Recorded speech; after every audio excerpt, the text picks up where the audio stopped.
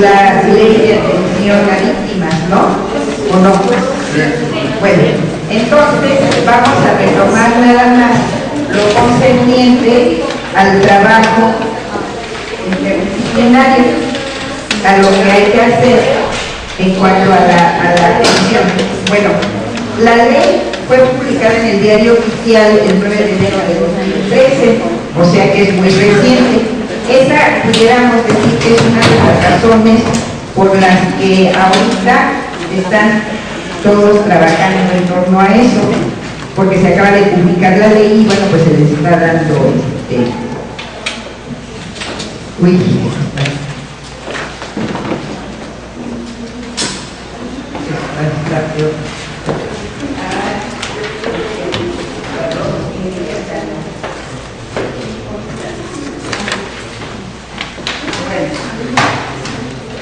esta ley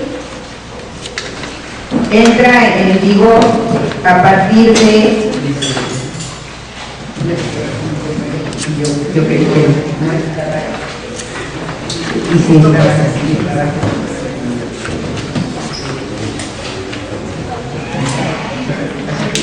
bueno, entra para que se ponga en vigencia, claro está, en las diferentes instituciones y dependencias, organismos, etcétera, que tengan que ver con las víctimas y les proporcione servicios de asistencia, ayuda y demás. Bueno, el objeto de esta ley es reconocer y garantizar los derechos de las víctimas del delito y de violaciones a derechos humanos. Aquí, y por eso es que lo estoy destacando, se presenta de manera muy especial el derecho a la asistencia, a la protección, a la asistencia, a la verdad, a la justicia, a la reparación integral, a la restitución de los derechos que han sido violados, a la debida diligencia y a todos los demás derechos consagrados en ella. Entonces, si ustedes se ponen a analizarla, entonces se dan cuenta de la importancia de que intervengan diferentes especialidades y de que se intervenga desde diferentes ámbitos, que no se puede atender uno solo, que hay que atenderlos de manera integral y que decíamos que si se atendían de manera aislada cada quien desde el punto de vista de su especialidad, no cumple con los objetivos que se establecen. Entonces, esta ley tiene como objetivo, pasamos esta computadora está bien, reconocer y garantizar los derechos y acciones, reconocer y garantizar los derechos de las víctimas del delito y de violaciones a derechos humanos. Entonces, aquí es en donde decíamos de todos los derechos que hay que preservar en las víctimas de violencia, establecer y coordinar las acciones y medidas necesarias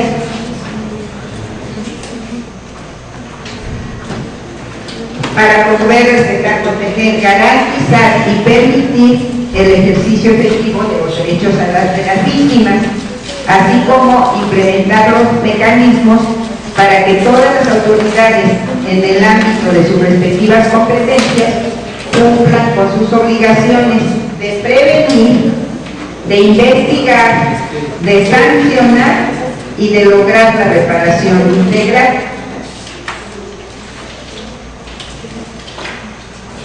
Garantizar un efectivo ejercicio del derecho de las víctimas a la justicia en estricto cumplimiento de las reglas del debido proceso. Establecer los deberes y obligaciones específicos a cargo de las autoridades y de todo aquel que intervenga en los procedimientos relacionados con las víctimas. Les dejo de tarea para este momento, que los van leyendo y se van ubicando en donde nos corresponde a nosotros trabajar, ¿sí? Establecer las sanciones respecto al incumplimiento por acción o comisión de cualquiera de las disposiciones. Bueno, concepto, esto, a esto no nos vamos a referir porque esto ya lo vieron. ¿O quieren que lo recordemos?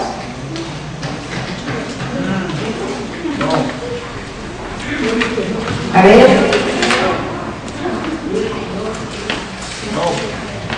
Bueno, se denominarán víctimas directas aquellas personas que directamente hayan sufrido algún daño o menoscabo económico, físico, mental, emocional o en general cualquier puesta en peligro o lesión de sus bienes jurídicos o derechos como consecuencia de la comisión de un delito o violaciones a sus derechos humanos reconocidos en la Constitución y en los tratados internacionales del Estado mexicano. Los familiares o personas a cargo que tengan relación inmediata con la víctima directa y todas las personas que de alguna forma sufran daños o peligren su esfera de derechos por auxiliar a una víctima son víctimas indirectas. O sea, la víctima no es nada más la que la sufre, sino los que indirectamente están relacionados con el daño que está sufriendo esa víctima, con la victimización. Bueno, las víctimas tienen derecho a solicitar y a recibir ayuda, asistencia y atención en forma oportuna, rápida, equitativa, gratuita y efectiva por personal especializado en atención al daño sufrido desde la Comisión del Hecho Victimizante, con independencia del lugar en donde ella se encuentre, así como a que esa ayuda, asistencia y atención no dé lugar en ningún caso a un nuevo trauma, lo que comentábamos hace un rato de la remartirización, ¿sí? Derecho a la reunificación familiar cuando por razón de su tipo de victimización su núcleo familiar se haya dividido. Esta es una de las situaciones que con frecuencia se viven, que además pienso que a veces es lo mejor, porque hay veces que las víctimas las sufren y las siguen sufriendo y demás, y les da pánico salirse porque el victimario las sigue o las vuelve a someter. Entonces a veces es mejor que se separen, que haya esa posibilidad.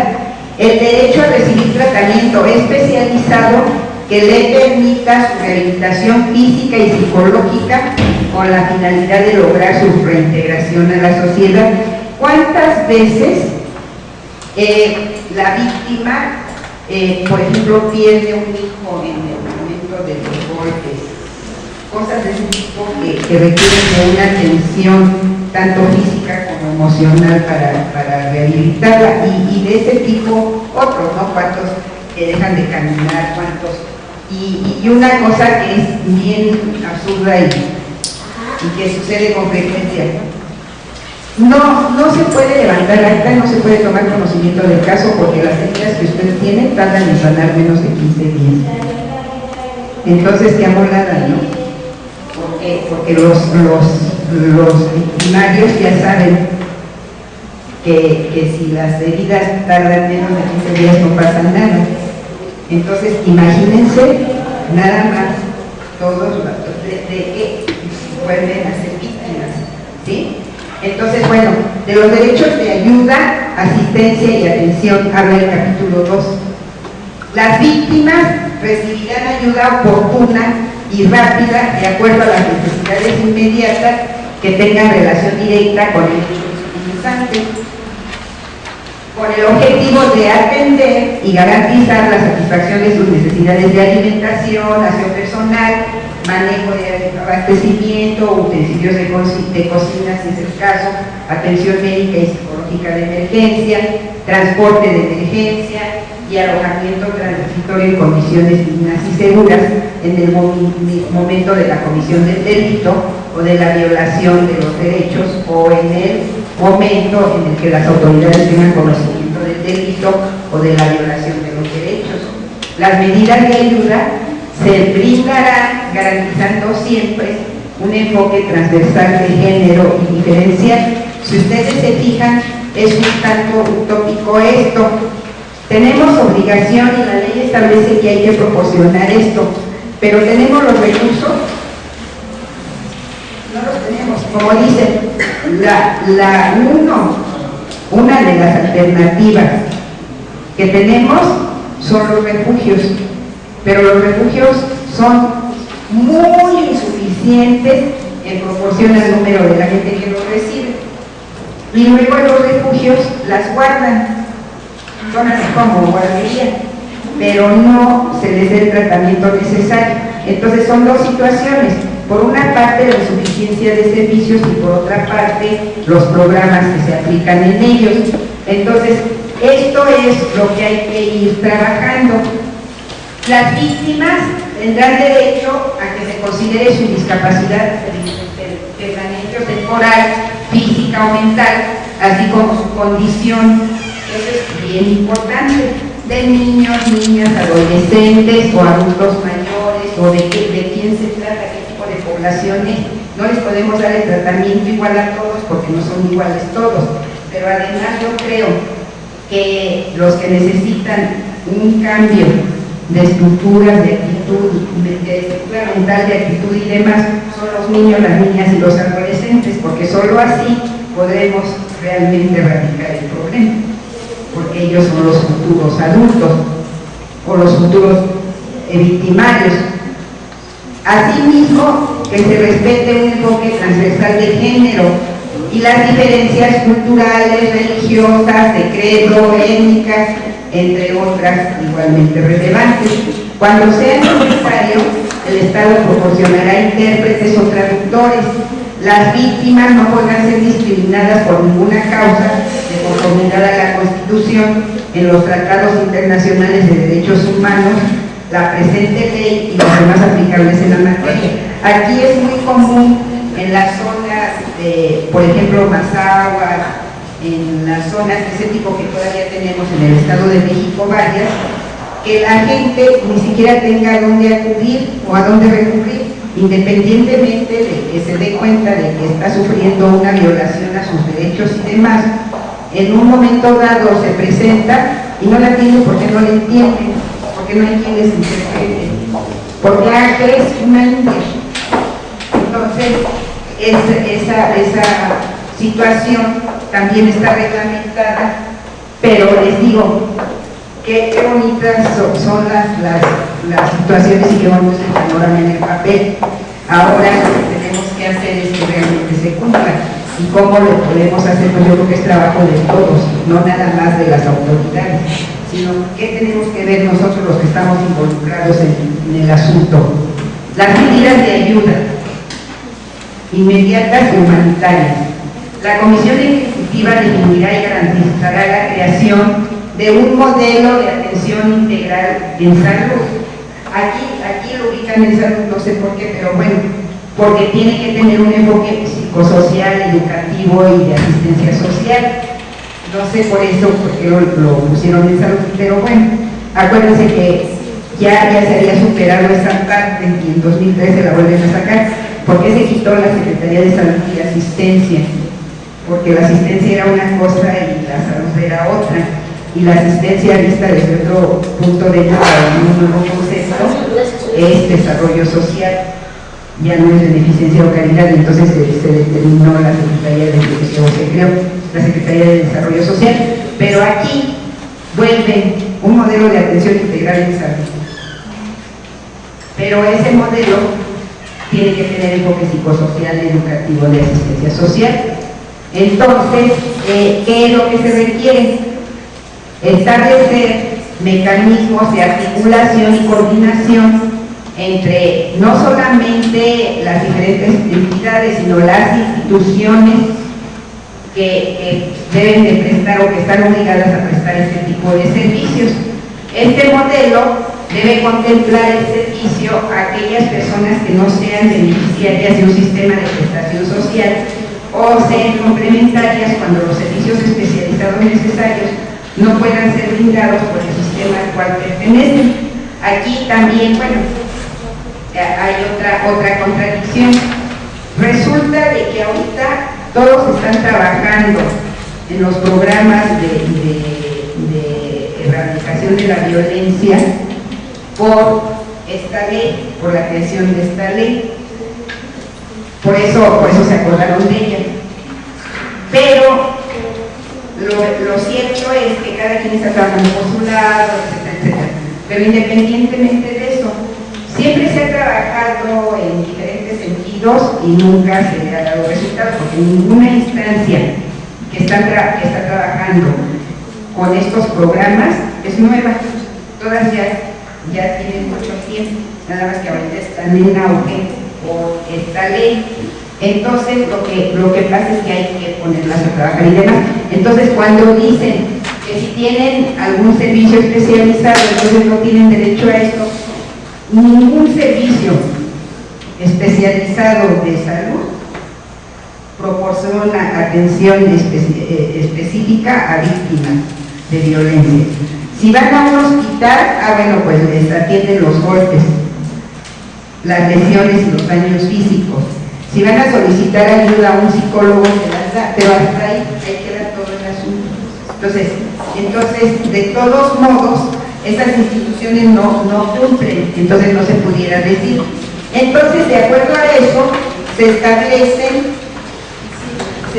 atención, se establecen las medidas en relación a la salud. Se establecen las medidas en materia de alojamiento y alimentación. Se establecen las medidas en materia de transporte. Se establecen las medidas en materia de protección. Se establecen las medidas en materia de asistencia jurídica. Se establecen las medidas en materia de educación, de medidas económicas y de desarrollo, medidas de atención y asistencia en materia de procuración y administración de justicia, medidas en relación con la restitución, medidas de rehabilitación, medidas de compensación, medidas de satisfacción y medidas de no repetición de esa conducta. Entonces, bueno, ustedes ven que todas esas medidas que establece la ley pretenden una atención integral. Entonces, lo que les recomendé al principio como tarea, ustedes en la medida en que van leyendo, se van ubicando en que esto me corresponde a mí, o esto me corresponde a mí. Pero eso que me corresponde a mí y eso que les corresponde a los psicólogos y eso que les corresponde a los abogados, hay que articularlo, hay que integrarlo y hay que trabajarlo en una íntima relación para poderlo hacer posible. Bueno, entonces se dice que para que esto sea posible, y no se dice, debe de ser así, para que la atención pueda ser integral, se necesita de la competencia de psicólogos, de abogados, de trabajadores sociales, de médicos, de educadores, de pedagogos, de una serie de profesionistas que permitan romper, aunque sea en forma temporal, y decimos ahorita, les voy a decir por qué dicen, aunque sea en forma temporal, del ciclo de violencia en que viven, de la disminución del riesgo y de una violencia extrema que complica con su vida. Bueno, ¿por qué aunque sea de forma temporal? Porque si ustedes logran trabajar con estas personas y evitarlo de forma temporal, se va prolongando este tiempo y si sus resultados son buenos, se llega a terminar totalmente con este problema. La mención de que sea temporal es porque no se resuelve de la noche a la mañana, porque no es posible resolverlo de la noche a la mañana y porque no es posible resolverlo con una acción. Para resolver un problema, ustedes saben, necesitamos dos, tanto la víctima como el victimario. Entonces, de ahí la importancia de aprender a manejarlo. ¿Ustedes cuántas veces han sabido de casos en que una persona es violentada, por ejemplo, en los hospitales, que llega la persona en muy malas condiciones y todo, y usted, ¿por qué no levanta un acta? ¿Por qué no hace esto? No, el día que lo haga me mata. Y luego les dice uno, va a venir el Ministerio Público, va a levantar acta porque son lesiones, y nosotros como institución de salud tenemos obligación de darlo a conocer. Oiga, pero ¿por qué? ¿Y ustedes por qué se meten si es mi esposo? ¿Ustedes por qué le van a hacer algo a él? O va el esposo y las amenaza y dice, retiro mi denuncia. Y situaciones de ese tipo. Entonces, por eso es temporal, porque esa medida de que logremos romper con esas inercias, con esas situaciones, es que vamos a lograr que se convierta en permanente, que no se quede en algo temporal. Pero nosotros tendemos a primero resolver el problema de ahorita, pero siempre pensando en que tenemos que resolverlo para el futuro, no nos vamos a quedar aquí en esta primera parte. Bueno, aquí con esto, con esta atención temporal, se pretende que las personas vivan en condiciones de tranquilidad, con condiciones de estabilidad emocional. Si ustedes manejan la parte emocional de las personas con éxito, pudiéramos decir así como, para utilizar un calificativo que ya sé que no es el adecuado, pero si logramos que mejoren sus condiciones emocionales, vamos a lograr que ellas mismas trabajen por erradicar la violencia en su vida, en su núcleo familiar y demás. Entonces, eso es lo que les va a permitir a ellas esa situación de salud emocional, mejorar sus condiciones, tener un proyecto de vida libre de violencia. El que ella deje de pensar que tiene como una de sus obligaciones el permitir que la violente, o por el daño que hice, o porque quizá qué pena estaré o qué cosa estaré pagando, por eso me va así. O sea, tengo que pagar, es un castigo. En una ocasión una señora que fue golpeada por el esposo fue a solicitar ayuda y me preguntaba a dónde podía ir a solicitar ayuda. Y entonces le decía, ¿qué pasó? Pero yo le pregunté si el esposo siempre que llegaba la golpeaba o qué pasaba. Y le dije, ¿pero por qué la golpeó? ¿Qué pasó? Esperando que ella me dijera, no, pues es que siempre que llega me golpea o cosas así. Y me dijo, nada, es que por eso estoy muy enojada, porque llegó y me golpeó, no me dijo nada, no supe por qué me golpeó ni nada. Y entonces le pregunto yo, pues muy ingenuamente para encontrar alguna explicación, oiga, ¿y estaba tomado o algo? Porque si me dice que llegó y la golpeó sin ningún motivo, pues a lo mejor llegó tomado o algo y por eso la golpeó. Y dijo, no, siquiera hubiera sido por eso. Yo ya sé que cuando llega tomado me golpea, pero no, llegó en su juicio. Entonces fíjense cuál fue el problema. El problema no fue que la golpeara, el problema fue que la golpeó en su juicio sin causa aparente. Entonces dice uno, bueno, imagínense todo lo que hay que cambiar emocionalmente en ese tipo de personas, en las personas que sufren de violencia. Entonces decíamos que debemos de plantearnos un plan de acción, ahorita que estamos trabajando en eso, que incluya la articulación, que es lo primero que la ley establece y que es bien importante y urgente que hagamos, la articulación de un sistema de organización y referencia para la atención de las mujeres víctimas de violencia. Fíjense que ese sistema podría ser, hasta lo que decía la compañera, acorde al perfil. Puede ser en una misma institución, pero ¿quiénes tienen el perfil para atender asuntos de violencia? ¿Y quiénes tienen el perfil para atender otro tipo de asuntos? porque pues sí es importante el aspecto cultural del servidor público, ¿no? Entonces, bueno, también como medida preventiva que contribuyan y que creen programas que contribuyan a romper ese ciclo de violencia y el restablecimiento de la víctima.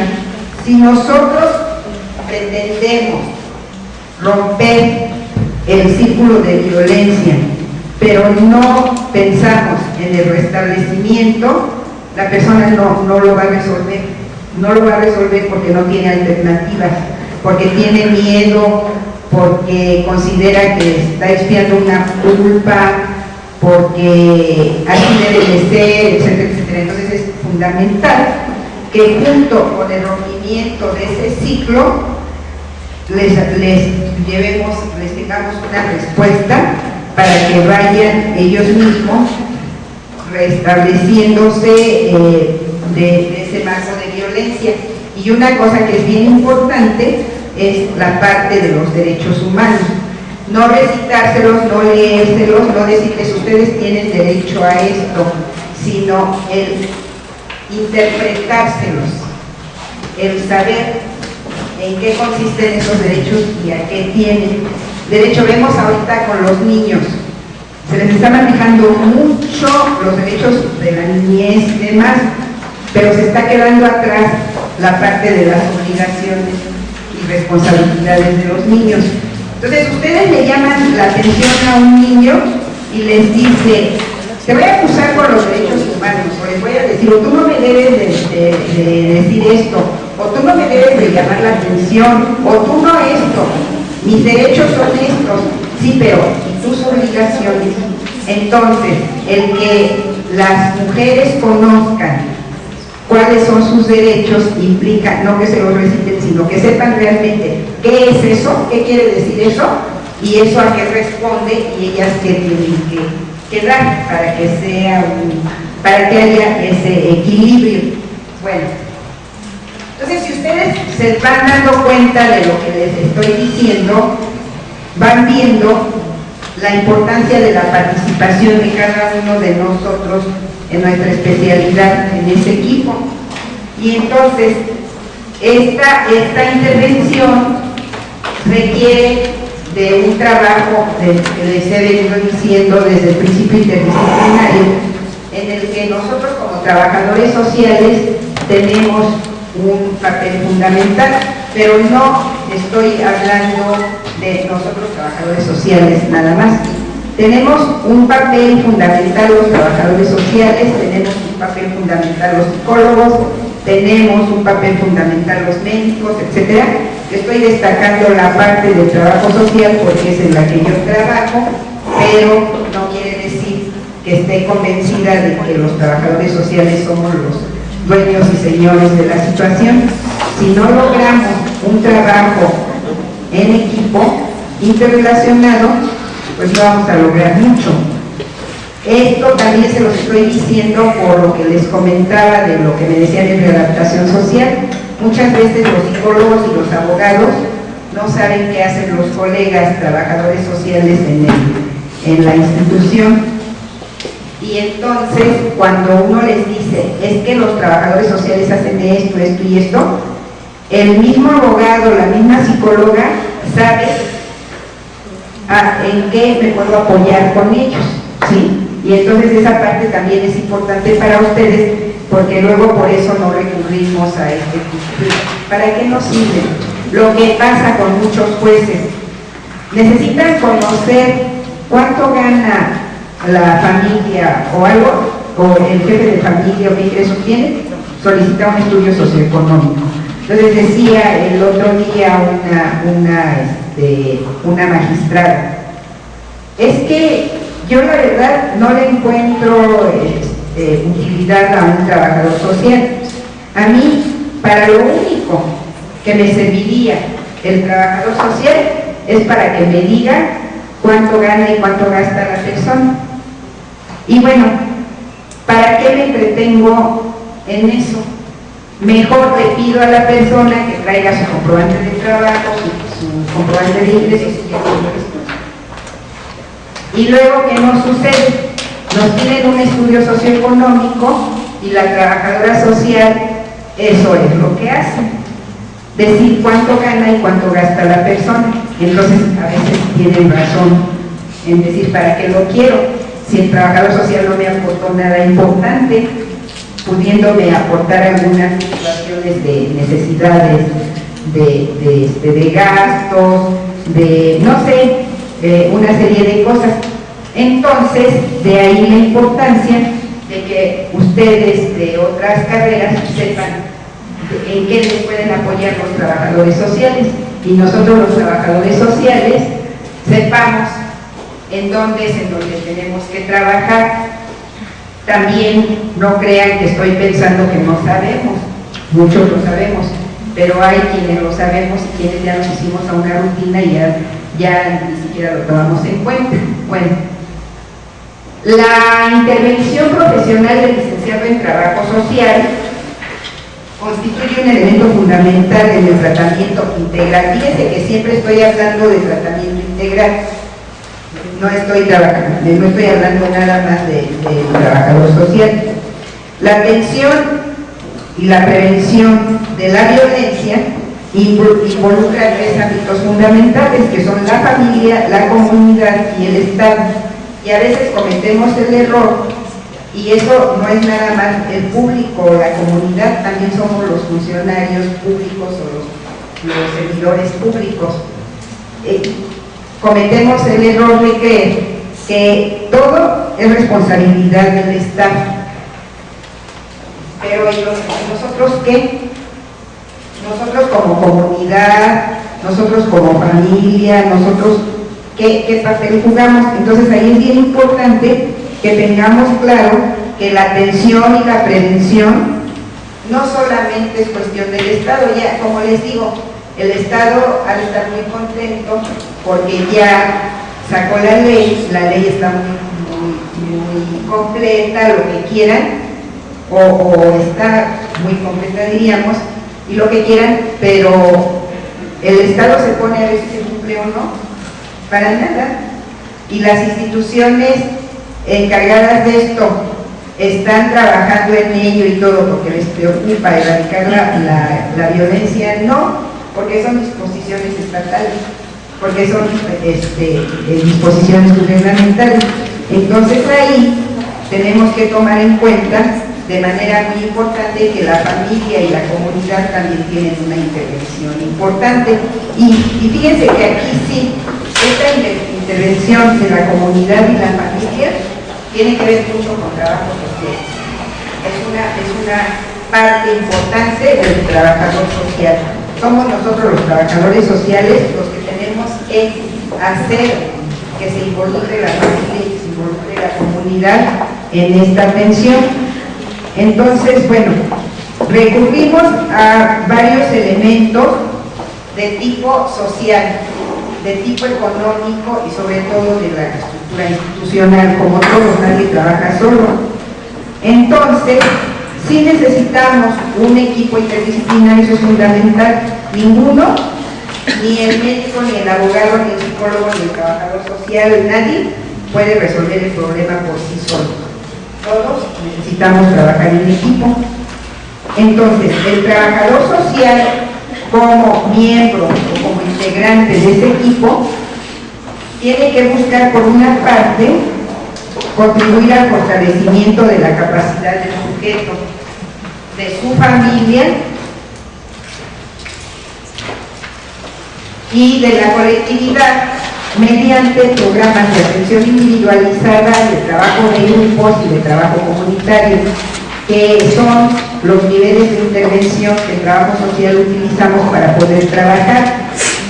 Esas son características que no tienen, por ejemplo, los abogados o los psicólogos, que podemos hacer un programa comunitario, podemos hacer un programa individual o familiar, pero en las mismas circunstancias, no como nivel de intervención, sino como usuario, pudiéramos decir que es una manifestación diferente. Entonces, bueno, el trabajador social, para poder llevar a cabo este trabajo, necesita comprender y explicar el escenario de la intervención desde la perspectiva del individuo, de su entorno, de su vida cotidiana y de los papeles que tienen asignados desde la familia, las instituciones y la sociedad. ¿Por qué? Porque si queremos prevenir el problema, si queremos erradicarlo, tenemos que modificar estructuras, patrones y demás, y eso tenemos que saber de qué se trata, en dónde estamos parados y qué es lo que tenemos que ir modificando. Y esto les es una información muy útil a los abogados y a los psicólogos, el saber por dónde pueden entrarle, qué tienen que hacer, para dónde y demás. Me recuerdo mucho, por ejemplo, en los casos médicos. Mi primera experiencia como trabajadora social fue en el área de la salud.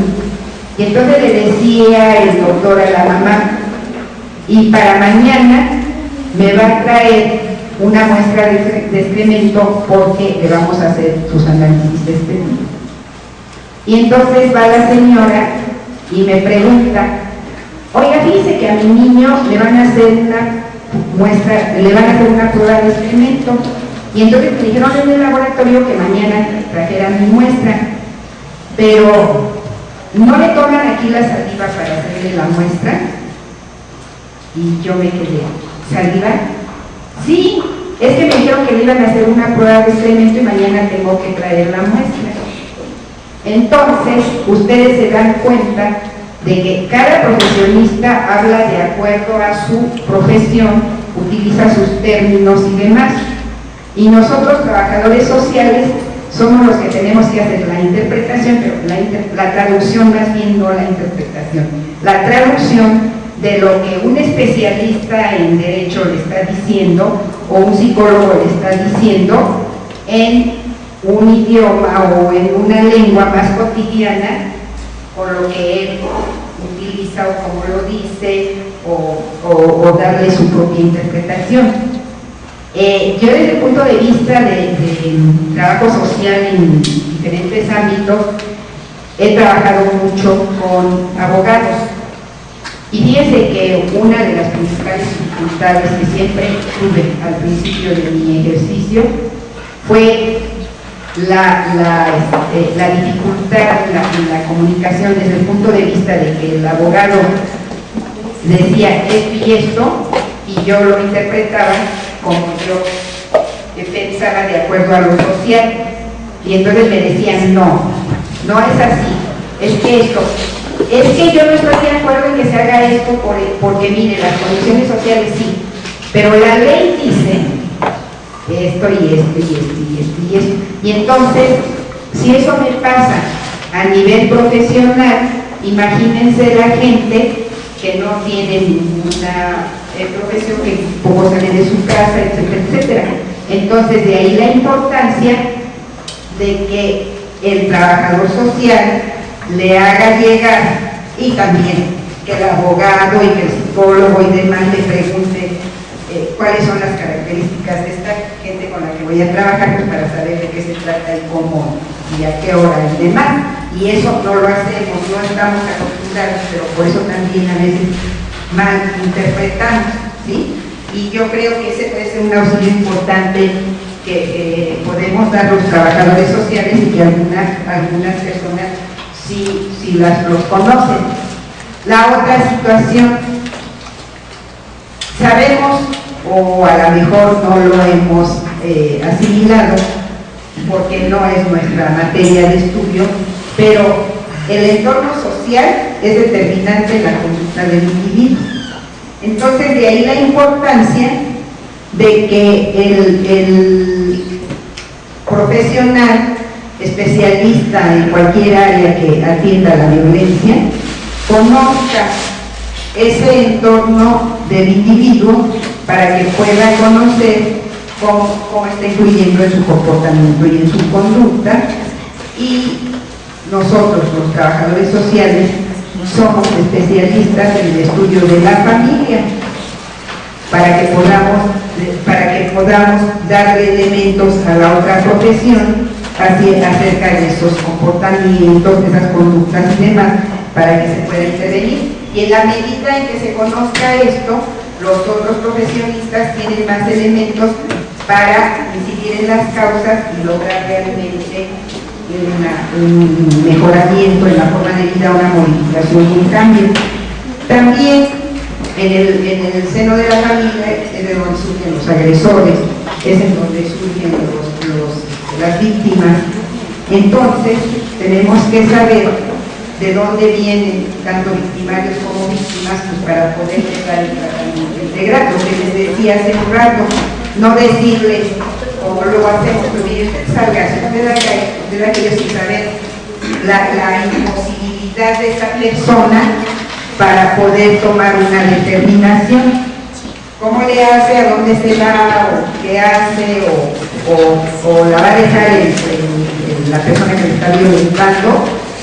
Hay un caso, mejor no lo digo porque ustedes lo van a ver, pero hay casos en los que los violentadores lo primero que hacen es privarlas de su libertad.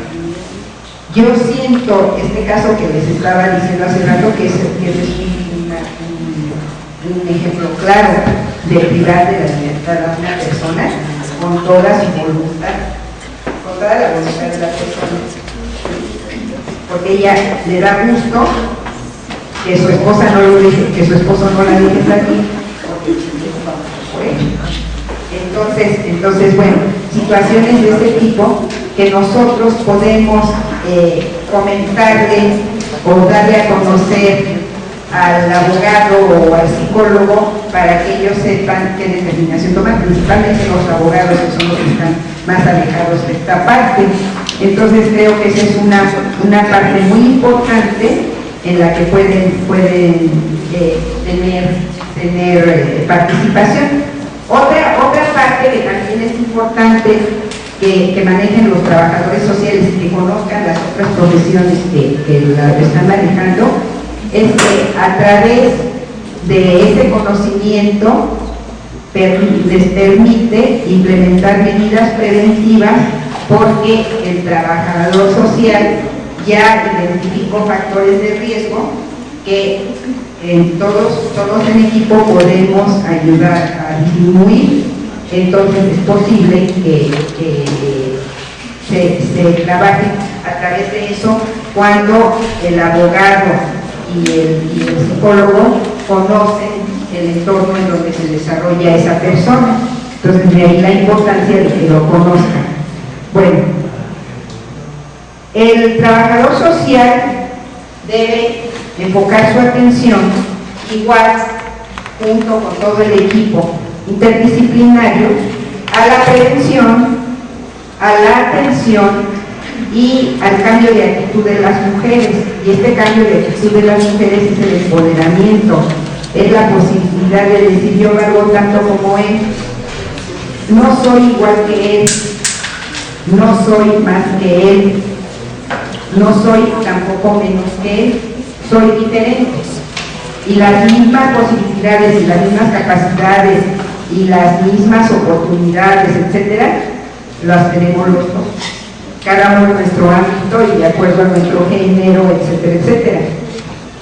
Y con esto luchar, ahí otra vez volvemos a lo que decíamos antes, por erradicar la violencia, aunque sepamos que erradicar la violencia es prácticamente imposible o es un tanto utópico, pero nosotros a eso le tiramos, a eso vamos, a erradicarla. Entonces tenemos que avanzar aunque no lleguemos al final, porque eso es súper difícil, complicado y demás. Bueno, esto implica, por una parte, la necesidad de establecer vínculos con organizaciones civiles, con grupos de mujeres. Ahorita voy a hablar un poco de las organizaciones civiles y demás, con grupos de mujeres, académicos, instituciones sociales, académicos y académicas, instituciones sociales sociales y públicas y privadas, para que la instrumentación de las acciones se dedican realmente a la atención, a la prevención, a la sanción y a la erradicación de la violencia de género. Entonces aquí la importancia de establecer los vínculos es porque hay instituciones especializadas en una parte y muy pocas instituciones, pudiéramos decir, son las que se enfocan precisamente a la atención, a la prevención y a la erradicación. Hay instituciones en las que aplican una acción concreta, pero no todo lo demás, y entonces eso a veces hace que se aísle, y por eso es que tenemos que establecer estos vínculos. Por ejemplo, ¿a quién le corresponde la sanción de la violencia? Pues a toda la Procuración de Administración de Justicia. Y entonces la Procuración de Administración de Justicia pocas veces se va a preocupar por la prevención, por identificar patrones y todo eso. ¿Por qué? Porque esa no es su función, ese no es su trabajo, y no se va a distraer en una cosa para desatender otra que sí es lo que le corresponde. Entonces de ahí la importancia de trabajar en equipos para que realmente se logre resolver esto. Una de las situaciones que más tenemos y en lo que se tiene que trabajar muchísimo para esto es, por una parte, el tener la capacidad para identificar a dónde tenemos que canalizar a las personas, a qué especialidad, o si tenemos que canalizarlas a varias especialidades como, cuando y demás. Pero el canalizarlas no es repetirlas y ahí que se queden, sino es darle seguimiento, ver que lleguen, explicar de qué se trata, ver para qué, ver si fueron, etcétera, porque solamente así se va a dar el tratamiento integral. Cuando yo digo esto en los cursos de actualización con los trabajadores sociales, dicen como si eso fuera lo único que tuviera que hacer, o como si solo tuviera un caso. No les puedo dar seguimiento porque veo a muchos y demás. Yo les digo, el mandar o el referir a una persona a que tal gente lo recibe sin saber si lo recibió, si fue, sin nada, no sirvió de nada. Entonces es más pérdida de tiempo para ustedes como institución mandar a una gente que como si no hubiera estado. Entonces yo creo que mínimo si hay que preocuparnos por esa parte, debe darle seguimiento, ver si fue, incluso muchas conexiones así las tenemos. A mí luego me hablan y me preguntan, oye, ¿no tienes un contacto en tal parte? Porque así es como arreglamos las cosas. Oye, te voy a mandar a una persona, mira, tiene estas características, va para allá. Mínimo que sepan que estamos nosotros preocupándonos, o que va. Pues no, me dijeron que no. Pues no, y el Ministerio Público me dijo que tenía mucho trabajo y que los golpes que yo tenía no ameritaban nada, que me iba a tener aquí todo el día porque hasta que me pudiera atender, y que al final no iba a hacer nada porque mis golpes tardan menos de 15 días. Entonces, que mejor no fue. Pues quería yo esperar 4 horas o 5 horas, ¿no? Que luego les dicen en la mañana que entrarse en la noche porque no la puedo atender antes, o mire, yo mi turno ya lo tengo saturado, venga tales horas que es el turno siguiente para que la atiendan y cosas de ese tipo. Entonces, la situación de referir a una persona sin saber si fue, si le dieron seguimiento, si la recibieron, si la atendieron, no funciona, no sirve, no cumple con el objetivo. Entonces, esa es una de las cosas que tenemos que hacer.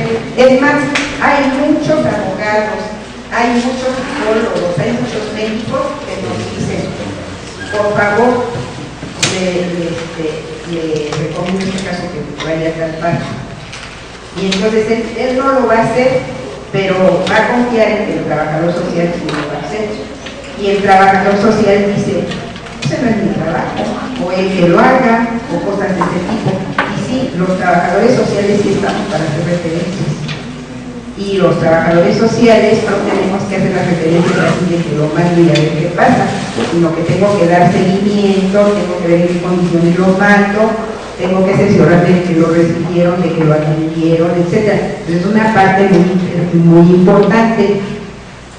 Luego, lo que decíamos de los refugios.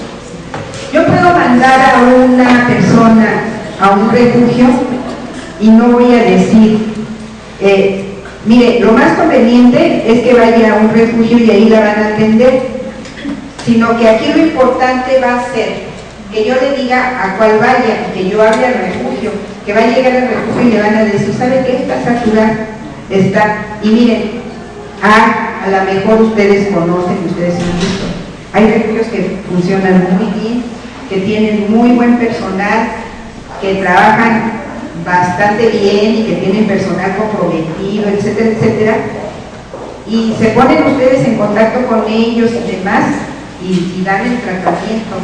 Pero si ni siquiera saben en dónde, quién o cuál, pues ahí mandan a las personas y lo que suceda. Entonces todo eso tiene que ver, y por supuesto pues la capacidad del lugar, etcétera, etcétera. Bueno, aquí hay una situación, no solamente es el canalizar o el atender una solicitud de una persona, sino también es que de alguna manera dejen en esa persona la inquietud por seguir adelante para resolver la situación, porque también hay personas que quieren que las llevemos de la manita o que hagamos las cosas por ellas, y que si les costó mucho trabajo llegar aquí y yo los mando a otro lado, pues ya no van.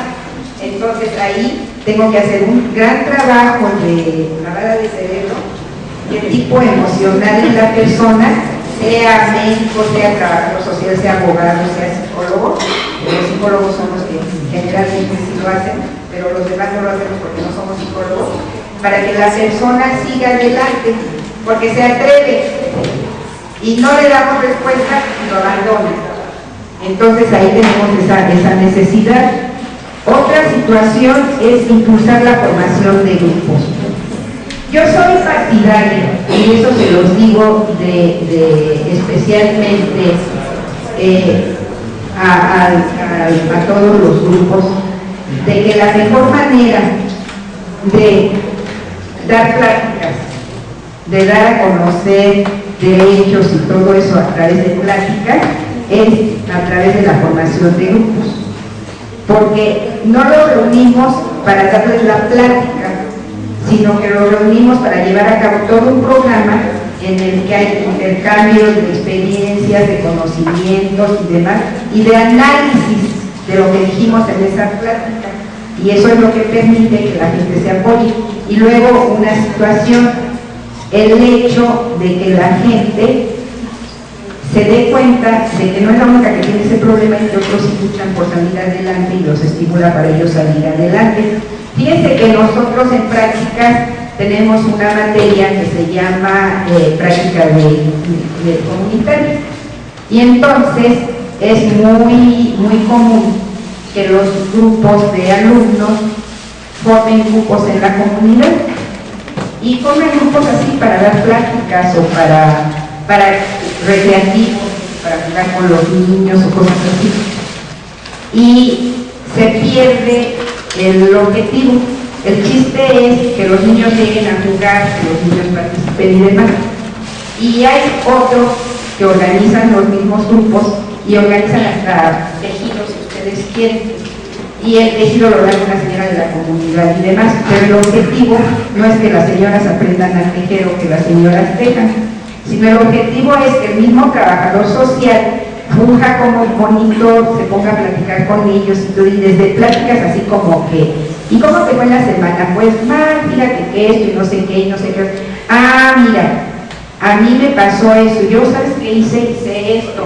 Oye, ¿y por qué no haces aquello? ¿Y por qué no vas aquí? ¿Y por qué no sé qué? Entonces, el hecho de reunirse en grupo y propiciar el intercambio de experiencias, comentarios, pláticas así sencillas, ayuda para que entre ellos mismos se apoyen y se den medidas de solución y demás, y eso también permite formar redes de defensa.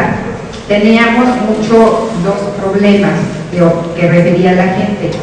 Uno, Señor, es que a mí lo que me urge es que tengan algún grupo de alcohólicos o algo. Mi esposo toma mucho, luego no va a trabajar, luego me golpea, luego se gasta la raya en tomar. Mis hijos están tomando mucho y eso que antes no había tanto lo de las drogas.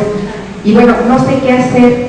Entonces, pues vamos a formar grupos de alcohólicos, vamos a invitar. Entonces invitábamos a los grupos de alcohólicos y les iban a dar pláticas. Y entonces hacían la difusión en toda la comunidad y demás. Se espera a la población tal día, tales horas para la plática del grupo de alcohólicos, y el grupo de alcohólicos llegaba y platicaba su experiencia. ¿Y saben quiénes iban a las pláticas? Las esposas, las hijas, las hermanas, las mamás, todas las víctimas del alcohólico. Y claro, porque si no iba a ir el alcohólico, entonces tuvimos que cambiar de sistema. Entonces lo mismo pasa aquí. Los grupos, ¿con quién los estamos trabajando?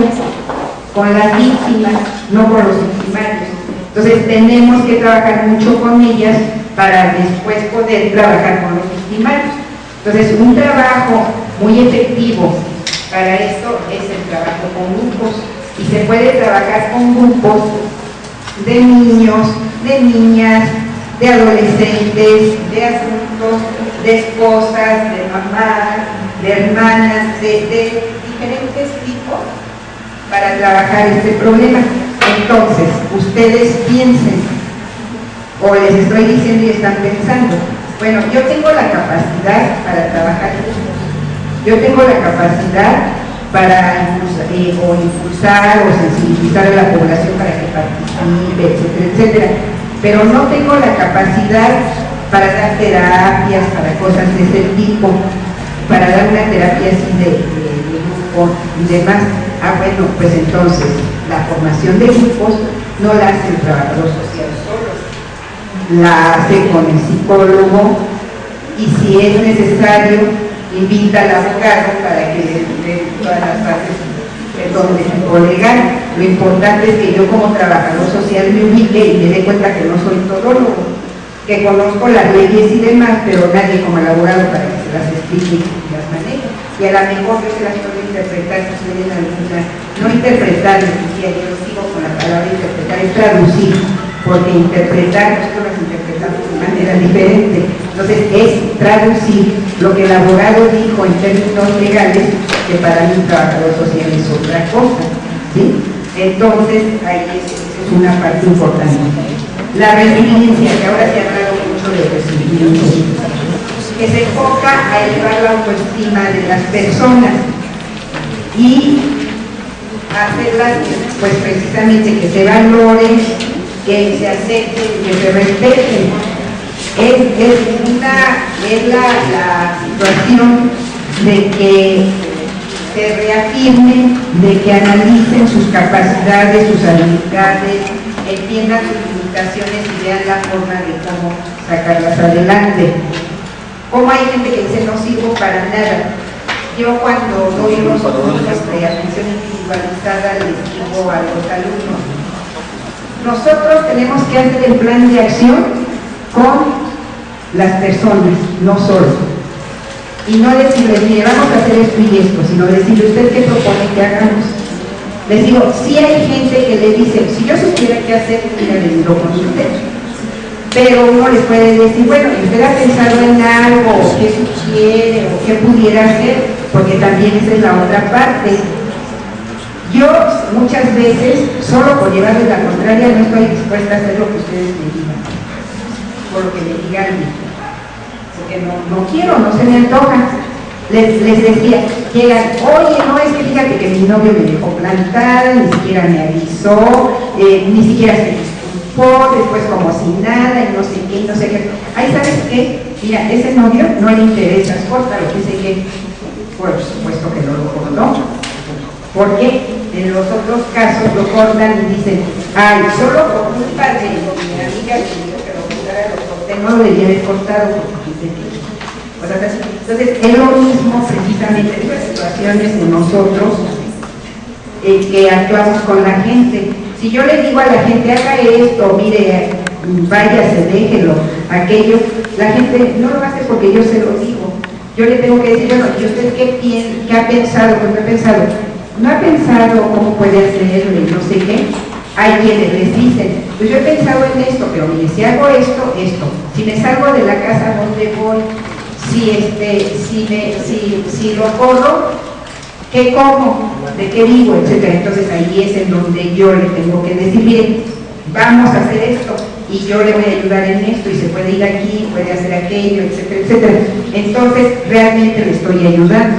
Entonces ahí es en donde va esa parte de resiliencia, en donde yo le estoy ayudando a que sea suficiente, autosuficiente, a que si toma una decisión la asimile más, y no le estoy dejando en que, pues mire, haga esto.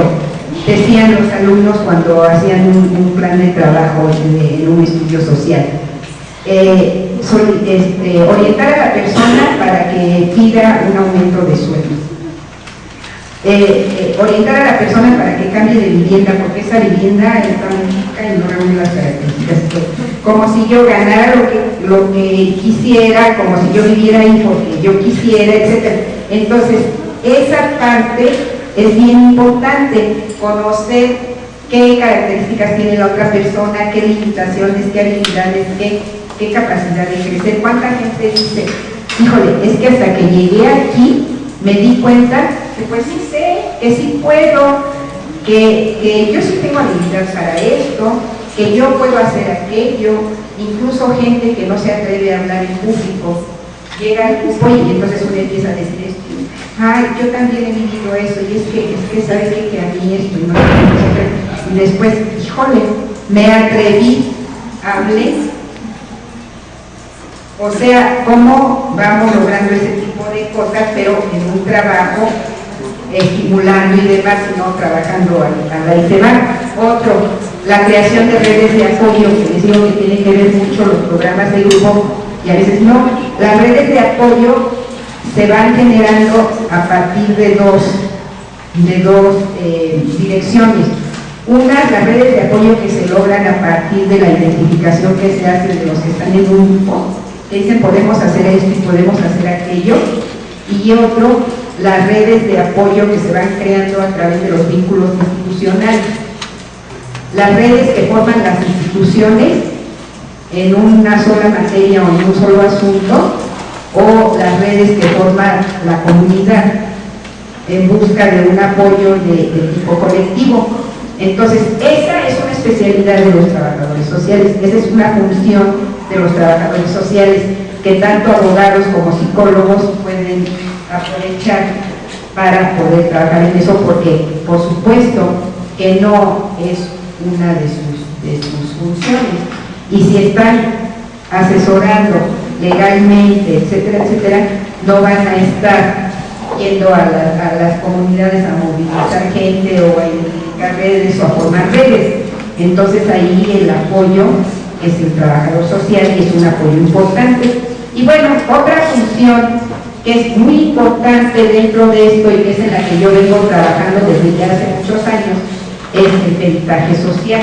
La importancia del perito en trabajo social en los asuntos de violencia familiar y sexual, cuando llegan a los juzgados, cuando se convierten en asuntos de tipo legal, que les digo que son pocas veces, porque la gente no se atreve, le da miedo, retira la demanda, los servidores públicos no se la aceptan, etcétera, etcétera. Entonces, llega el asunto al juzgado y el juez o la juez, para tomar una determinación, solicita a un perito en trabajo social que determine de manera clara cuál es la situación. Y el perito en trabajo social es el encargado de proporcionarle una visión integral, imparcial de la situación, para que el juez esté en posibilidades de formarse una idea más clara de esto y pueda intervenir. Entonces, bueno, todo esto es fundamental en la intervención como trabajadores sociales, como parte de un equipo interdisciplinario en los asuntos de violencia. Pero aquí hay una situación que es importante de considerar. Una es que la función del trabajador social, digo, que el papel del trabajador social depende, y eso tiene que ver con lo que decía anteriormente, con que se trabaje con la usuaria, que se trabaje con la persona, no que los programas caigan del cielo, las instituciones y demás, y no los compartan con la usuaria. Entonces, ustedes, cualquier programa de tipo institucional, tienen que aplicarlo con la usuaria, hacerla partícipe, el que ella determine cómo lo vamos a hacer. Los programas dicen qué, pero no nos dicen cómo, porque eso depende de cada carrera y a veces hasta de cada persona, pero entonces es importante que nosotros este programa lo hagamos con la usuaria, la involucremos y además hagamos de caminos, porque si no logramos su participación activa, de nada sirven los programas, no va a ser de que la movamos para acá y para allá y se queda. Bueno, para poder lograr esto, y nosotros tenemos que partir de que en los programas de trabajo social lo fundamental no es cierto que es la calidad o la beneficencia, como te he dicho, sino es lograr que la persona sea autosuficiente, que la familia sea autosuficiente, y si son autosuficientes son capaces de salir de estas problemáticas. Entonces, si se crea una relación de dependencia con el sujeto, en el que yo soy el que lo muevo, o yo soy el que hago por él, no salimos adelante. Ahí tenemos que hacer que él solito vaya saliendo adelante. Y para esto tenemos que trabajar tres aspectos importantes. La programación. Yo tengo mi programa general, pero mi programa específico con esa persona lo voy a hacer con ella, ¿sí? No voy a aplicar el mismo programa con todas, porque cada caso es diferente y cada es diferente y cada una tiene diferentes habilidades, diferentes características, diferentes debilidades, etcétera. Entonces lo voy a trabajar con ella. Y poder trabajar esto implica establecer una relación que a veces es muy difícil con la gente. Hay veces que llegamos a una entrevista y le pregunto a la señora o a la persona, ¿cómo se llama? Juana. ¿Me da su nombre, por favor? Juana. Y sus apellidos, Martínez. ¿Nada más? No, López. Bueno. Edad, 25. ¿25 qué? Años. Bueno, y así se van. Y hay otra que llego y le pregunto, ¿cómo se llama? Yo me llamo Juana porque nací tal día y en mi pueblo, cuando uno nace tal día, le ponen el santo del día y además mi padrino y mi tío y mi papá y mi abuelito se llaman así.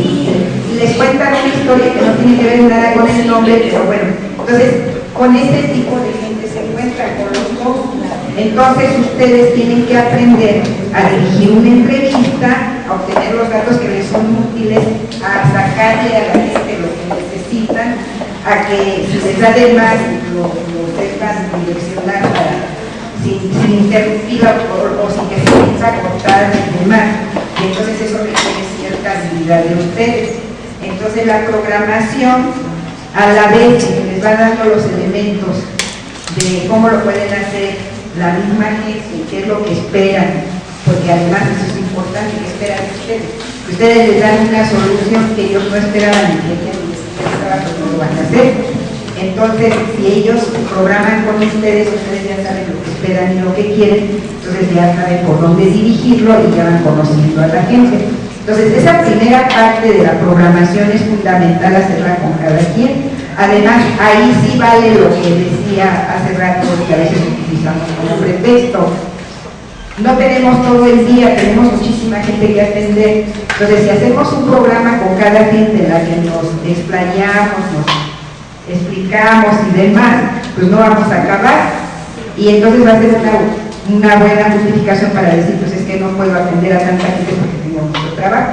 Entonces, tengo que aprender a involucrar al usuario, utilizando poco tiempo, pudiéramos decir, haciendo lo que se quede convencido de que va a participar, porque es importante que esté presente, y sobre todo que entienda que si él no lo hace, no hay quien lo haga por él, y que yo no lo voy a hacer por él. Entonces, todo eso es una parte importante de la programación en la que el trabajador social debe de tener mucha habilidad para poderlo hacer. Otro aspecto que es muy importante para el trabajador social y que va a participar es la capacitación.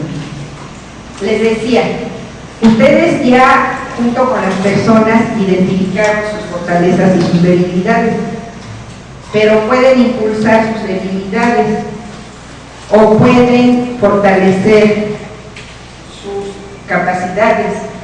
Entonces, tienen como parte del tratamiento en este tipo de casos trabajar mucho la capacitación, el desarrollo de habilidades, de capacidades y demás, y a veces hasta en qué pueden trabajar, a qué se pueden dedicar, qué pueden hacer.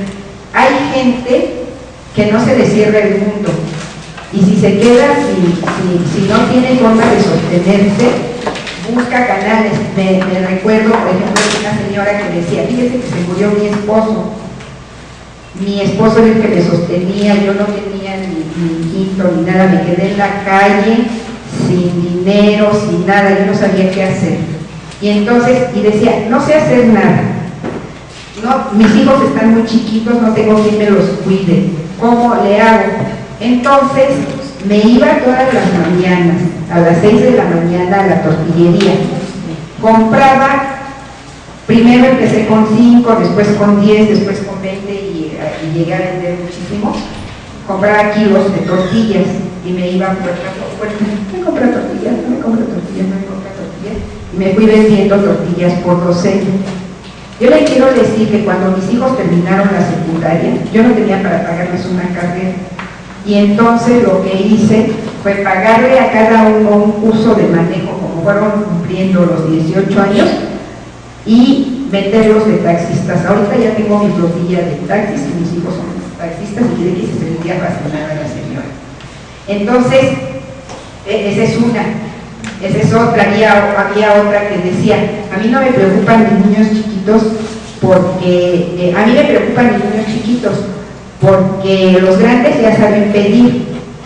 Entonces se queda uno claro, no es enseñarles a pedir, porque también esa es parte de la capacitación, el enseñarles las formas de vida fácil, pues no tampoco, pero el capacitarlos para que hagan algo, para que vendan algo, para que nosotros teníamos programas con la Secretaría del Trabajo, que tenía los programas de empleo, y nos decían, hay un curso de mecánico 6 meses, y después de esos 6 meses de capacitación se les da trabajo, se les busca trabajo, porque mucho llega la gente y ayúdenme a buscar trabajo, que sabe hacer nada. Y entonces decían, no, yo no vine a que me mandaran a la escuela, ¿qué como? Yo necesito para comer. Sí, pero tiene 1 año de estar buscando trabajo y no ha encontrado porque no sabía hacer nada. Entonces mejor que tome un curso, y esos cursos les daban una beca y les pagaban mensualmente, claro, poco, pero les daban. Entonces, bueno, tenían una razón de ser. Pero también en eso, si la gente no está preparada, pues no le va a servir. Entonces, los tenemos que capacitar, no solo para que participen, para que salgan de su situación y demás, sino para que sepan cómo le van a hacer para sostenerse, para que no se les cierre el mundo, cómo van a hacer para relacionarse con su familia, cómo van a hacer para convivir, cómo le van a hacer para sobrevivir. Se les va a capacitar en hasta cómo moverse, qué hacer, etcétera, etcétera, para que puedan ejercer esa actividad. Y una situación muy importante que debemos de considerar los trabajadores sociales y que hemos estado diciendo desde hace rato, la situación de la implementación de los recursos. La implementación de los recursos es, nosotros como trabajadores sociales no podemos partir de lo que siempre partimos. Es que no hay recursos, es que los recursos son insuficientes, es que cómo le voy a hacer si no tengo de dónde sacar, etcétera. Bueno, una de los trabajos que tenemos que hacer con la comunidad, con la familia y demás, es buscar recursos. El buscar, hay veces que ni nosotros mismos sabemos con qué recursos contamos. No sabemos qué hacen algunas instituciones privadas, no sabemos todo el apoyo que nos pueden dar y no lo buscamos. Y hay instituciones privadas que no dan el apoyo que pudieran dar o que quieren dar porque no saben ni cómo, o dan como caridad porque no saben cómo. Entonces, en nosotros buscar mecanismos para la implementación de recursos, de que si esto no hay, cómo lo podemos conseguir, es muy importante. En algún tiempo, ya hace muchísimos años, trabajé en la Dirección de Trabajo Social de Los Pinos, en la Presidencia de la República, y teníamos programas enfocados a todo. Yo decía, cuando yo trabajo en un hospital y llega la gente a verme, ya saben, ya sé que tiene un enfermo, etcétera, y por eso está ahí. Cuando vienen aquí a una institución, por ejemplo, de violencia, ya sé que son violentadas, son víctimas de violencia, o pues están aquí, etcétera. Pero ahí llegaban a lo que se les ocurriera. Desde, no sé, había gente que empezaba a platicarles y demás, y después de que las estaban escuchando y no les decían nada, les preguntaban, ¿y en qué le puedo servir? ¿O cuál es el motivo de su visita? O algo. ¿Sabe qué? Necesitaba que alguien me escuchara. Muchas gracias por haberme escuchado, hasta luego. Disculpe el tiempo, o aunque no nos digan disculpe el tiempo, nos decían muchas gracias por haberme escuchado. Y entonces se dan cuenta de qué es lo que la persona espera de ustedes y demás, y entonces nosotros vamos aprendiendo a dar este tipo de ayudas. Bueno, pero en esta institución, o en esta dirección, yo veía mucho eso. Fíjense que yo cuando estudié trabajo social, yo estudié primero la carrera técnica, mi primer año de prácticas fue de visitas a instituciones. Entonces tenía mi directorio de instituciones, tenía los objetivos de la institución, tenía una libreta de argollas y donde lo iba poniendo. Bueno, cuando llegué a la licenciatura, en los programas comunitarios trabajábamos mucho los contactos, las canalizaciones y todo eso, y fui incorporando instituciones a mi directorio. Cuando llegué al hospital infantil a trabajar, siempre, pues este caso necesita esto, yo tengo una institución que es, entonces tenía mucho manejo de las instituciones. Entonces cuando llegué ahí, me di cuenta de que había gente que no sabía qué instituciones había y se quedaban impresionadas cuando, hay una institución de tal cosa.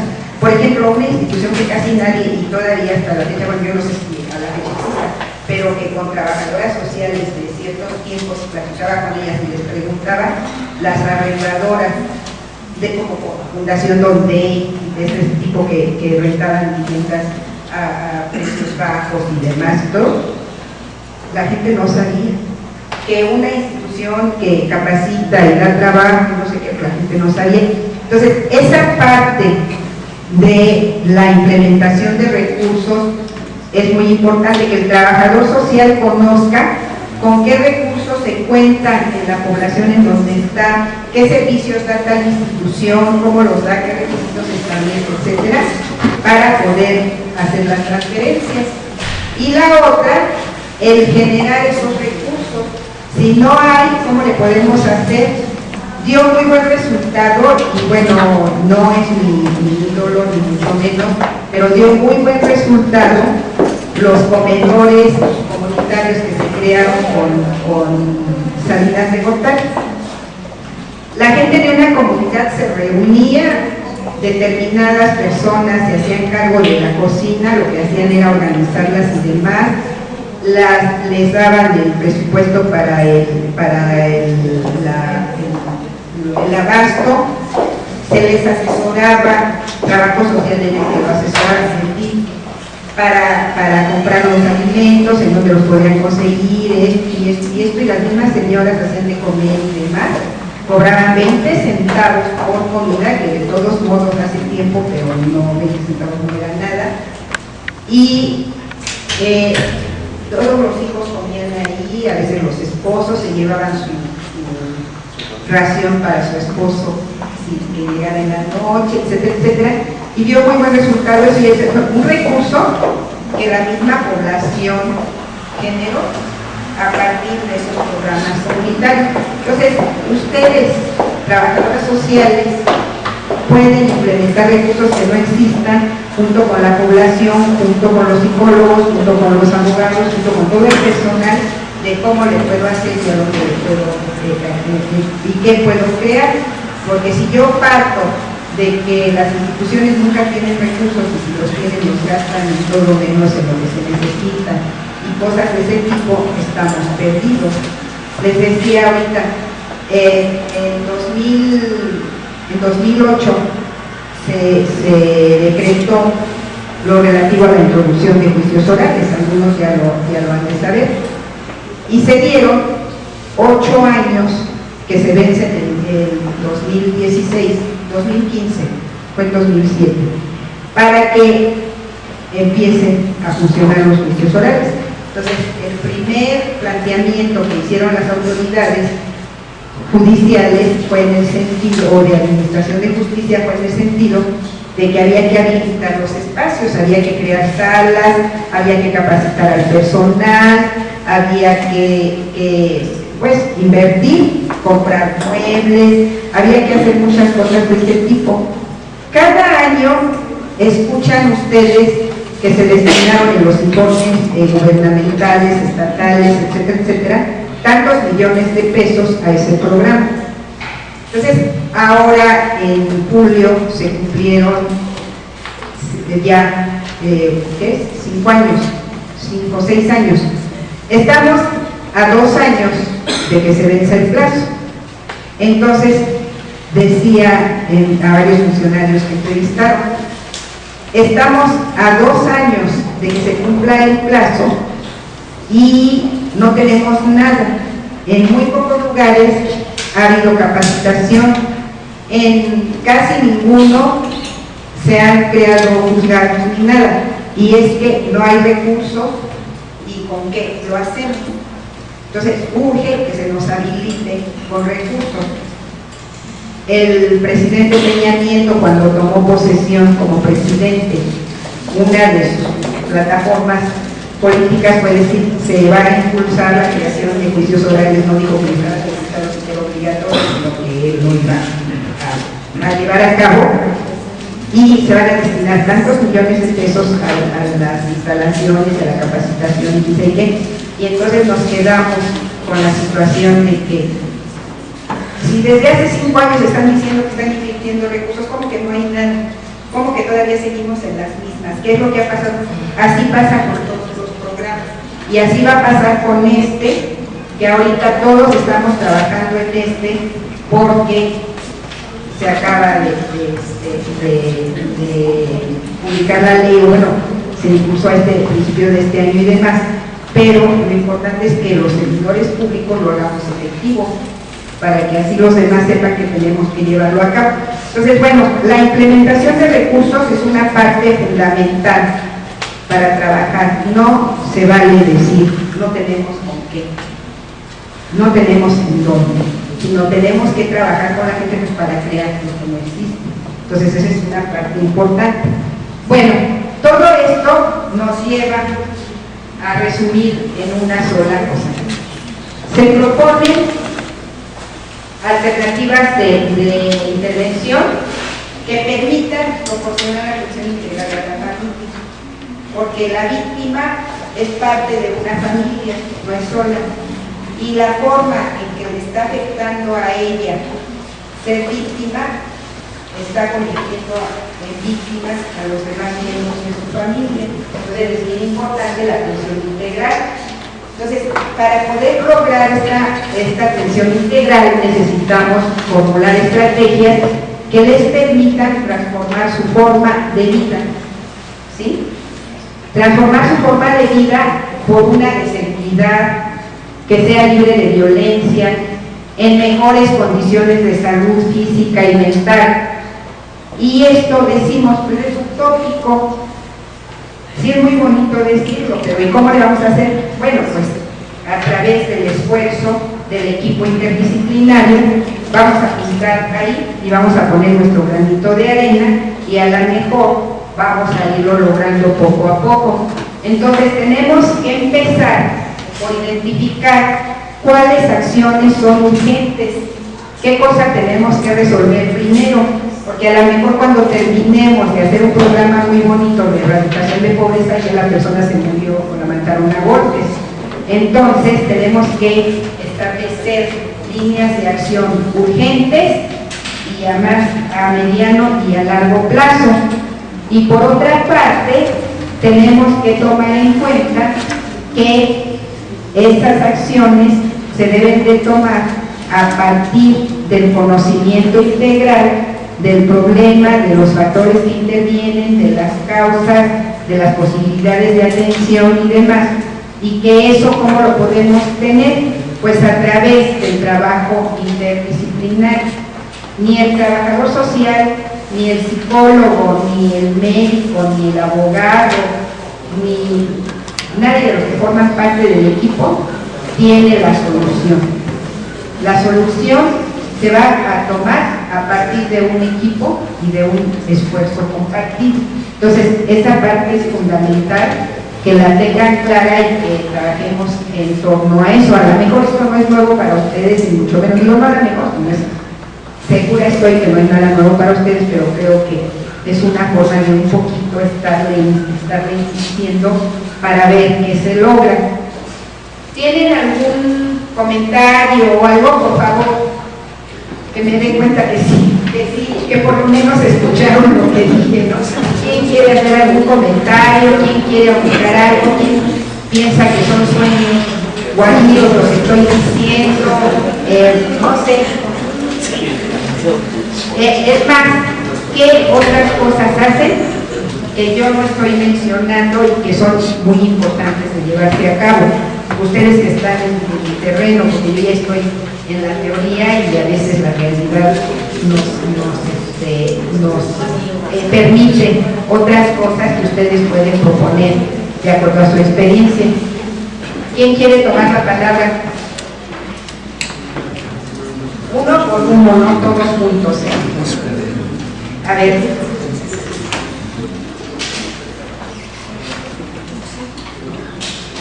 Híjole. Entonces, nada de lo que dije.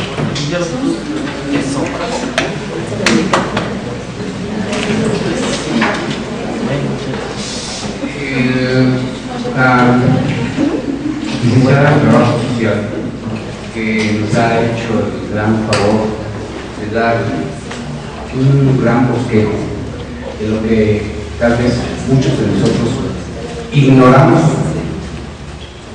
por muchas causas.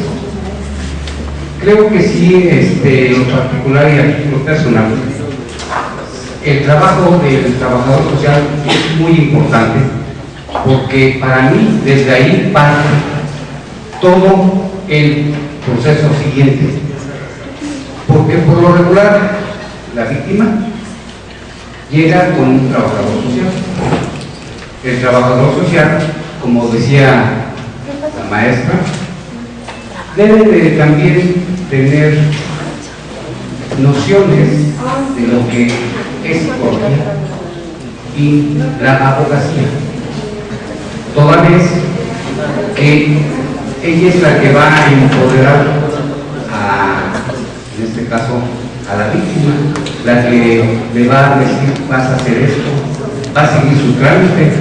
Y si por ejemplo la trabajadora social no tiene nociones de lo que es la psicología, no va a poder, pues en primera, pues irla conllevando a su situación o a su problema que tiene. Como decía usted también, maestra, hay ocasiones que en vez de que la víctima llegue y se le suavice en su situación, la victimamos más. Por ello es muy importante que el trabajo que el trabajador social hace es tan importante como el que hace el psicólogo, la psicóloga, como el que hace el abogado o la abogada, ¿sí? Cada quien en su debido ámbito, ¿sí? Pero todo eso conlleva a que la víctima sea en el momento se le disipe pues lo que en ese momento lleva, ¿sí? Porque si en vez de decirle, como decía usted, maestra, que hablaba de los agentes del Ministerio Público, que llega la persona pues por lesiones porque tardan en menos de 15 días en sanar, nuevamente en la hospitalización, venga mañana porque mi agente está bien. Eso yo creo que principalmente es humano, y que si nosotros somos servidores públicos y que para ello los alquilamos y que por eso estamos percibiendo un salario, es para atendernos con el debido respeto, porque cada quien merecemos un debido respeto, y que si para que nos respeten hay que empezar a respetar, y que si tenemos un sueldo es para atender tal cual se debe a la persona que requiera nuestros servicios, ¿sí? Porque además, por ahí un refrán que nuestro señor gobernador, el licenciado Erubiel Ávila Villegas, ha dicho siempre, en todas y cada una de sus intervenciones que ha tenido, que además de que nosotros tenemos un trabajo y que se lo debemos a nuestros semejantes o al pueblo, nos están pagando y tenemos un sueldo por ello, pero para servirlos, no para servirnos de ellos. Entonces yo creo que en el artículo personal lo vuelvo a repetir, estoy de acuerdo con usted, y que por ahí dice que la justicia es pronta y expedita, y como pues me quedó claro que lo que usted dijo de batear, porque así se llama la palabra batear, o eso, si es pronto y expedito, pues eso lo hace, bateando al siguiente turno. Llega la víctima al siguiente turno y llega el Ministerio Público, ¿sabes qué? De cambiar de agenda. No tengo tiempo, ya está llena mi agenda. ¿En qué está llena tu agenda? Tu agenda es diaria. Tú solamente que tengas, por ejemplo, hay ministerios públicos que sí atienden por citas, pero la mayor parte de ellos no. ¿Sí? Inclusive nosotros también donde laboramos también tenemos gente citada, pero también tenemos tiempo en la agenda para poder atender a las víctimas, porque si ese es nuestro trabajo, para eso nos pagan, si nos vemos de este lado de atender a la víctima, a mí no me gustaría que yo fuera con alguien como víctima y no me atendiera, ¿sí? Entonces para eso hay que ser recíprocos y hay que empezarnos a respetar unos o nosotros mismos para que nos respeten. Hace rato también usted hablaba de que las personas, pues sí, tenemos o estamos muy capacitados para criticar a nuestros jóvenes. ¿Sí?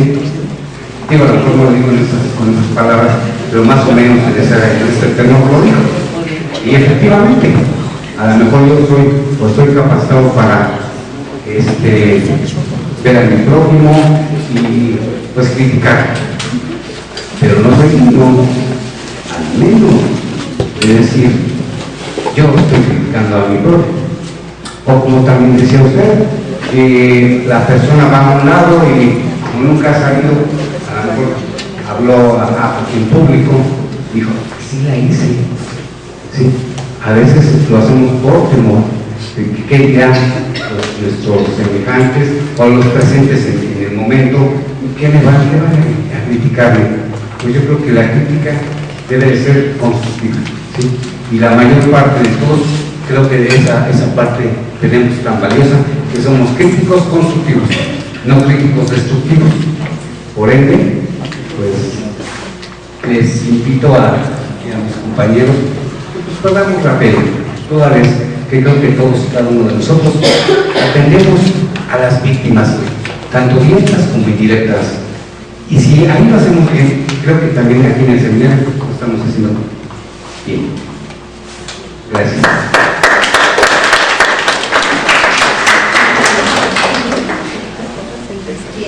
¿Quién toma la palabra? ¿Quién toma la palabra?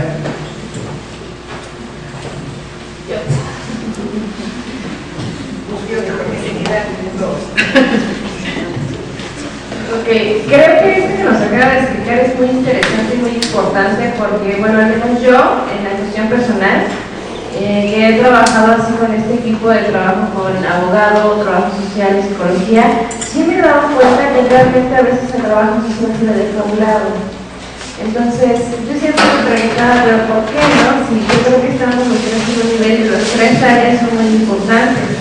Ahorita que estoy en una nueva área, que se llama Mercado de Seguimiento, me doy cuenta que realmente el trabajo social tiene una parte fundamental para que obviamente se conjunte con las otras dos partes, ¿no? Entonces yo creo que sí es importante que todo el mundo sepamos, porque yo realmente, yo no sabía que hacía trabajo social anteriormente, ¿no? Yo decía, bueno, pero ¿cuál es su chamba? ¿Cuál es su trabajo? ¿Qué hacen?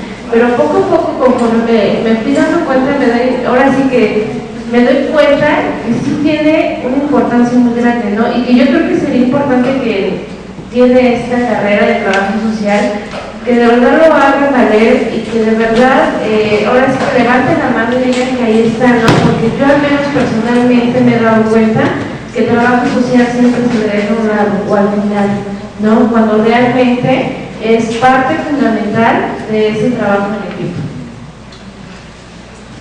Fíjense que en relación con eso, desde siempre, bueno, desde que yo me recuerdo, el otro día me preguntaban cuántos años tenía eso y digo que no sé porque yo tengo muchos años de estar en esto y desde que yo entré ya me di cuenta de que las adopciones siempre se han determinado a partir del informe de trabajo social. Que el Consejo Técnico de lo que ahora es el Consejo de Menores Infractores y en aquel tiempo el Tribunal de Menores estaba integrado por un equipo interdisciplinario en el que estaba el trabajador social y prácticamente el presidente del Consejo tomaba la determinación de qué se iba a hacer con el menor a partir del informe de trabajo social. El informe de trabajo social tenía mucho que ver con el que el chico se quedara bajo la tutela de los padres o el chico quedara en alguna institución, etcétera, a partir del informe social, del entorno social del sujeto. Y así sucesivamente. Entonces, en 1978 era yo jefe de trabajo social de la Procuraduría y precisamente trabajaba en la Dirección de Servicios Sociales, que estaba integrado por 3 áreas. Orientación social, integrada por trabajadores sociales, orientación psicológica, integrada por psiquiatras y psicólogos, y orientación legal, integrada por abogados. Y siempre trabajábamos los 3 juntos, y todas las determinaciones se tomaban en conjunto, y desde gente que iba a solicitar orientación, que había mucha asesoría acerca de violencia familiar o de violencia de género, como de menores abandonados, discapacitados abandonados, etc. Y siempre se resolvían las situaciones en equipo, siempre las 3 áreas interveníamos y estábamos muy involucrados. Yo siempre he pensado que a pesar de que yo he trabajado en varias instituciones y todo, ese equipo de trabajo como que estaba muy compenetrado, muy interrelacionado, muy bien, y se trabajaba muy bien. Los 3 teníamos la conciencia de que no podíamos dar un tratamiento si no teníamos algo y siempre acudíamos, pero se trabajaba muy bien. Bueno, en 1978 surge un caso de tipo legal de un parricidio y era un caso político muy importante, etcétera, etcétera, y entonces una familia muy poderosa política y económicamente, etcétera, etcétera. Entonces los papás del muchacho, a los que mató fueron los abuelitos, los papás del muchacho contrataron un ejecutivo muy reconocido para que defendiera el caso. Y este bufete contrató a un equipo de Estados Unidos para que lo apoyara, porque aquí le estaban echando toda la leña al fuego, y pues era unos contra otros, la verdad. Entonces contratan a su equipo de defensa, llegan a México y lo entregan a averiguaciones previas en la Procuraduría, revisan, ven quiénes forman ese equipo de defensa y demás, y entonces en el equipo de defensa vienen peritos en química, en física, de psicología y demás, y viene un perito en trabajo social. Y entonces el procurador envía la orden al director de servicios periciales para que integre un equipo con los más reconocidos peritos en tal área, y le pone ahí de qué áreas para que les regrese qué peritos. Y entonces ya integra el dictamen del señor y le manda al procurador cada perito que le pone trabajo social. No hay peritos en el trabajo social. Y entonces el procurador dice, pero si tenemos un área de trabajo social. Entonces me habla directamente el procurador y me dice, oiga, necesito un perito en trabajo social, ¿en dónde lo solicito? ¿A quién me dirijo? Etcétera. No hay peritos en trabajo social. No hay peritos en trabajo social. Yo creía que no los tenía registrados, pero no hay. Entonces no hay. Entonces me dijo, mire, de su personal, seleccióneme a una persona que tenga experiencia, porque pues vienen los otros Estados Unidos, y que tenga mínimo 5 años con un título de licenciado en trabajo social. Y entonces reviso en mi personal, tenía trabajadores sociales técnicos y tenía licenciados. Entonces tenía 4 licenciados. Y reviso para ver cuál tenía título de más de 5 años, y resulta que ninguno de los 4 tenía título, pero había 2 que ni siquiera habían terminado la licenciatura, eran técnicos. Entonces le contesto, no hay ninguno. Entonces me dice, oiga, ¿y usted? Entonces, yo sí, pero yo no, me dijo, pues es que entonces usted, y yo ya daba clases y todo en la escuela. Entonces me dijo, fíjense, usted es maestra, tiene más de 5 años, y es la jefa del departamento de usted de la cultura. Entonces, a mí la verdad me dio miedo, y además les quiero decir que tenía 26 años, algo así. Entonces dije, no, yo no, yo que me voy a animar a eso. Entonces me dijo, si es usted porque es la única que tenemos.